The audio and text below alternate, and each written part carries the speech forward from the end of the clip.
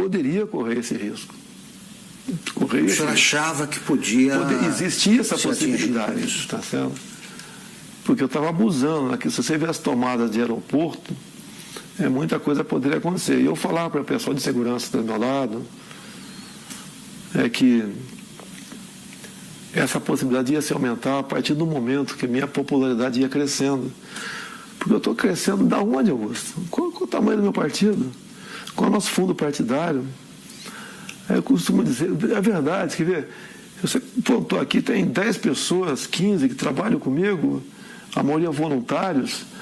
A minha equipe de política, ela é menor que a equipe da Polícia Federal, que por lei está à minha disposição. Deputado, o senhor acha que o autor do atentado, o Adélio Bispo de Oliveira, agiu sozinho? Eu acredito que não. Ele não é tão inteligente assim, não. Né? Que um ato como aquele, a tendência natural é ser linchado. Então ele foi para cumprir a missão, quase que na certeza que não seria como. Teria gente ao lado dele.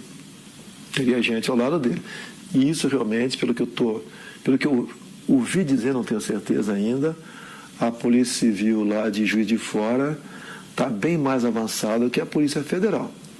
Porque o depoimento que eu vi do delegado da PF que está conduzindo o caso, realmente um depoimento para abafar o caso. Eu lamento o que eu ouvi ele falando, dá a entender até que age em parte como uma defesa do criminoso. Então, isso não pode acontecer. Eu não quero que inventem um responsável, longe disso. Quer que apurem o caso. Eu falar que tal partida, tal não sei o quê, não. Dá para apurar o caso. Dá para apurar. Tem uma passagem dele pela Câmara, ou melhor, uma passagem falsa dele pela Câmara, no dia 6 de setembro. Quando tu vai na Câmara, Augusto, você se identifica, eu estou no anexo 4, no gabinete tal. É fotografado. É fotografado. Então, quem foi que... Isso seria um álibi no futuro. Que se não fosse pego ali, não, ele esteve na Câmara. Então, a Câmara dos Deputados, estou também junto ao pessoal do meu gabinete, a Polícia Legislativa trabalha com muita lisura, tenho muita amizade. A imprensa tem que apurar. A imprensa tem que apurar. Sabe que tem parte da imprensa que tenta acalmar o negócio ali, né? Mas tem que apurar. Porque o que está em jogo é o poder. Eu, chegando lá, nós quebraremos o sistema. Não é na ignorância, não. É na lei. Deputado, aliás, que tipo de castigo o senhor acha que o seu agressor merece? É uma tentativa de homicídio, né? Tem que ser o que está na lei. No Brasil não existe pena acima de 30 anos. Agora, eu costumo dizer muitas vezes, tentativa de homicídio, ou seja, eu estou vivo por milagre. Por que a pena dele tem que ser abaixo de um homicídio em si? Vamos mudar isso no futuro, se Deus quiser, caso seja presidente. E mais ainda, acabarmos com progressão de pena. E não ficar dando ouvido a entidades de direitos humanos que o presidiário vive em más condições. Quem estaria em péssimas condições de dia seria minha família se eu tivesse morrido. O senhor acha, para evocar argumentos invocados por adversários, que essa pregação do senhor contribuiu para a radicalização que teria levado a esse tipo de ato, de atentado? Como é que o senhor vê esse argumento? Exatamente o contrário. Eu sou vítima daquilo que eu combato. Eu costumo dizer nas minhas máximas, né? Eu prefiro a cadeia cheia de vagabundo do que o cemitério cheio de inocentes. Eu tenho projetos em Brasília, muitos deles inspirados na legislação de alguns estados norte-americanos, como, por exemplo, a lei dos 3 crimes. Lá, Augusto, se o elemento comete 3 crimes, não interessa quais sejam, tem estados que você começa com 25 anos, inafiançado, não, sem progressão. Eu copiei esse projeto e botei 10 anos, vou lutar para que seja aprovado. Não tem cabimento. Você pega um elemento, às vezes, cometer um crime bárbaro aí você vai na ficha criminal dele, tem 50 passagens pela polícia. O cara cometeu 3 crimes, 10 anos sem progressão. Saiu feio de novo, passa para 20. O ser humano só respeita o que ele teme. Se cometer crime, a punição é quase inexistente. É um estímulo para você ser criminoso. Um exemplo que tenho falado muito é de uma deputada federal, uma japonesinha aqui de São Paulo. Ela teve uns 15 anos atrás o filho de 8 anos sequestrado e executado em cativeiro. Já imaginou alguém matando uma criança de 8 anos de idade em cativeiro? Você é pai, você é mãe, imagine uma situação dessa. O elemento foi pego logo depois. Era um ex-funcionário dela. Foi condenado à pena máxima, mas depois de 6 anos foi para o semiaberto. Estou vendo que o senhor está entusiasmado com o programa de governo, aí, mas eu quero ainda resgatar esse fato. Eu posso dar, só para dar uma claro. Eu quero dar um depoimento aqui do sofrimento, da angústia nossa quando aconteceu. Eu ia te perguntar como é que foi vista a coisa do outro lado, ali. Meu irmão, ao lado e do outro lado. Meu irmão Carlos está acompanhando meu pai direto nessa agenda, dando suporte para ele, importantíssimo, né? E eu fiquei sabendo por um jornalista. Eu estava sendo a sessão na LERJ, me ligou, seu pai está bem? Eu fiquei sabendo que tentaram dar uma facada nele lá em Juiz de Fora. Você estava onde? Eu estava na LERJ. Aí quando ele percebeu que eu não sabia o que tinha acontecido, ele falou assim para mim, pode ficar tranquilo que, pelo que eu sei, não foi nada grave não. Foi um sentimento que eu não tinha sentido antes. Eu subi, fui no gabinete de um deputado, que eu estava indo para conversar com ele, um deputado evangélico. Rapaz, quando eu cheguei lá, tinha uns 15 pastores no gabinete dele. E eu não sei porque eu sabia, me deu vontade, eu comecei a chorar muito, explicando o que tinha acontecido, sem saber o que tinha acontecido, né? E aí, você não sabia? Eu sabia, mas eu chorava com medo do que pudesse acontecer, mas tinha certeza que não ia acontecer o pior. Pressentiu? Tinha certeza que não ia acontecer o pior. Mas pressentiu que podia acontecer. Fiz aquela oração, todo mundo ali, pela saúde dele. Eu entrei no carro, foram as horas mais longas da minha vida no trânsito, que era a véspera de feriado. E aí eu sabia assim, meu irmão tá lá com ele, tá bem cuidado, tá num bom hospital. E aí, mas eu fui me acalmando no caminho, né? Aí quando eu cheguei lá, que os médicos me explicaram o que era, é que eu falei assim, cara, foi milagre, esse cara não sabe o que aconteceu, né? Ele tava acordando meio grogue. Você achou que seu pai poderia morrer? Eu em momento algum achei que ele fosse morrer, em momento algum. Eu tinha uma paz dentro de mim que isso não ia acontecer. Mas quando eu vi o que tinha acontecido, a gravidade, o que os médicos me contaram, meu irmão me deu uma noção do que tinha acontecido também. E aí olha só o que esse cara me falou. Ele chamou perto, ele não tinha muita força para falar na hora. E aí ele me chamou pertinho da boca dele assim, né? Encostei o ouvido nele. Não foi com essas palavras, foi assim, se deram mal, tô vivo. O cara no momento desse não tá pensando na saúde dele, tá pensando no todo, no que ele representa. Então eu tenho cada vez mais orgulho dele. Muito. E agora tá aliviado. É um choro de alívio, né? E certeza de que Deus está preparando uma coisa muito grande para o nosso Brasil e está usando o cara aí, com certeza.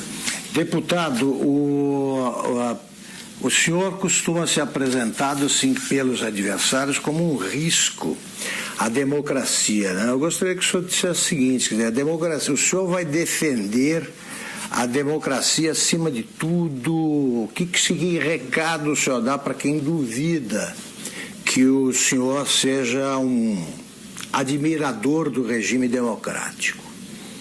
Esses caras que falam que são um risco para a democracia, na verdade são um risco aos esquemas dele. Não vai ter mais indicação para BNDES, Banco do Brasil, Caixa Econômica, Banco da Amazônia, Banco do Nordeste, com esse critério. Botar lá a indicação de um amigo para que use essas instituições em causa própria. Isso vai deixar de existir. O exemplo mais claro foi o BNDES. Todo mundo sabe o que aconteceu lá. Então eu sou um risco, sim.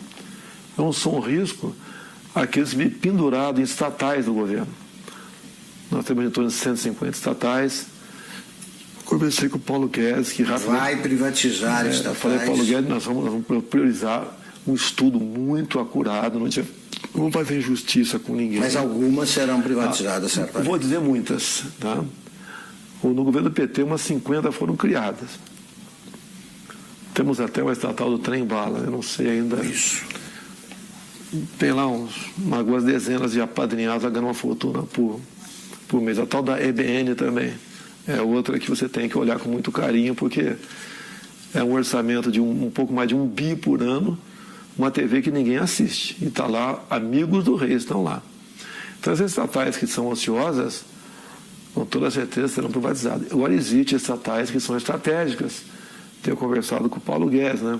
Banco do Brasil, Caixa Econômica. Para mim, são estratégicas. Então, isso daí estão fora de cogitação. E mesmo assim, temos outras, você tem que ver o critério, o modelo para privatizá-la. Não é jogar para cima quem pegar pelo... examinar. E uma grande preocupação que nós temos. Nós não podemos ser inquilinos de nós mesmos aqui no Brasil.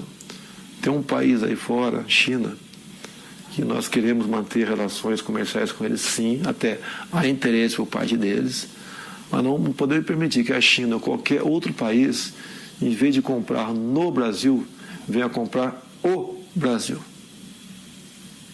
Perfeito. Deputado,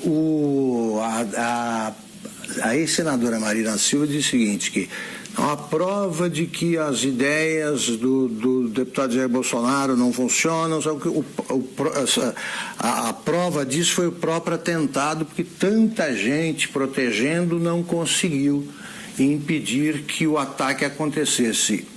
A Polícia Federal falhou? O senhor notou falhas no esquema de segurança? O ambiente...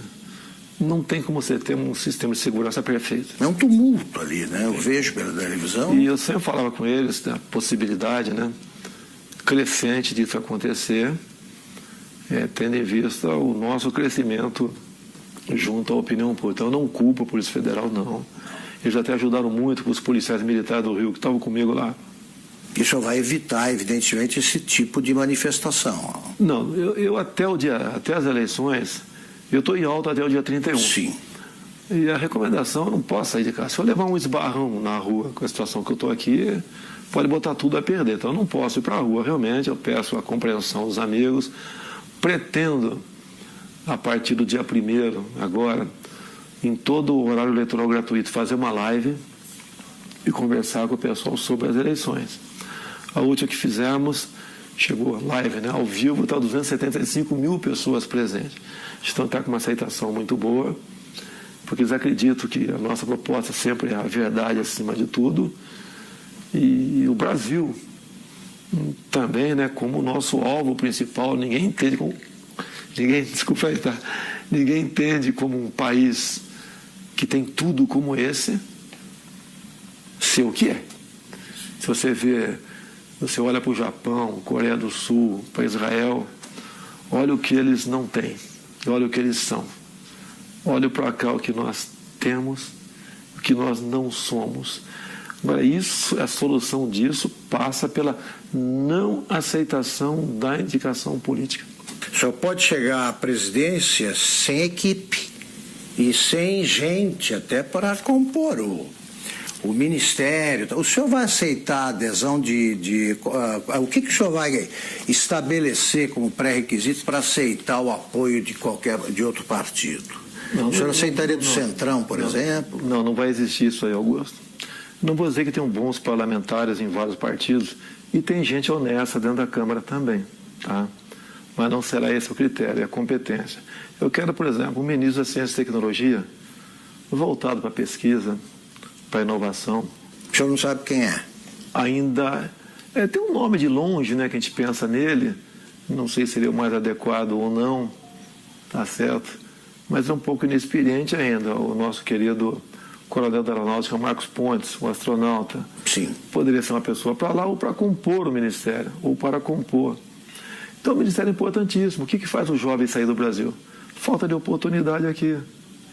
Então você não pode ter uma pessoa nesse ministério. O senhor vai nomear por critérios, pelo critério da competência, é isso? Olha só, quando eu juntei 120 parlamentares, e vai aumentar esse número, que o meu partido eu acho que vai fazer uns 30 deputados. Estou acreditando, um número modesto. Eu acho que vou ter o apoio de quem vota em mim, votar nos candidatos a federal, a senador, a estadual do meu partido. Eu acho que isso vai acontecer bastante. Até eu vou pedir para não votar no 17, votar no candidato, que tem uma cláusula de barreira aí. São Paulo, por exemplo. Não adianta o meu filho Eduardo, que deve ter 1 milhão de votos, junto com o voto de legenda, poder fazer 8 deputados federais. Esses federais têm que ter 30 mil votos, senão não tomam posse. Então ele tem que votar no candidato, e não no 17. Eu posso não ser o ideal, nem teremos nunca um ideal. Mas eu acho que o remédio para o momento, tendo em vista aos demais candidatos que estão aí, seria eu, não teria outro remédio no momento. Para a gente buscar o ponto de inflexão e fazer uma política de verdade no Brasil. E essa maneira de não aceitar indicações políticas, como tenho conversado com parlamentares, é uma maneira de resgatar, buscar o resgate da credibilidade do deputado. O senhor não vai aceitar? Não tem como aceitar. Você pode ver, o Onyx Lorenzoni, por exemplo, no meu entender, seria um excelente chefe da Casa Civil, mas não é indicação partidária, mérito dele. Ele vestiu essa camisa comigo, tá, okay? Ele também passou por um momento difícil a vida dele, não questão de saúde, né? Então é uma pessoa que é adequada para estar lá.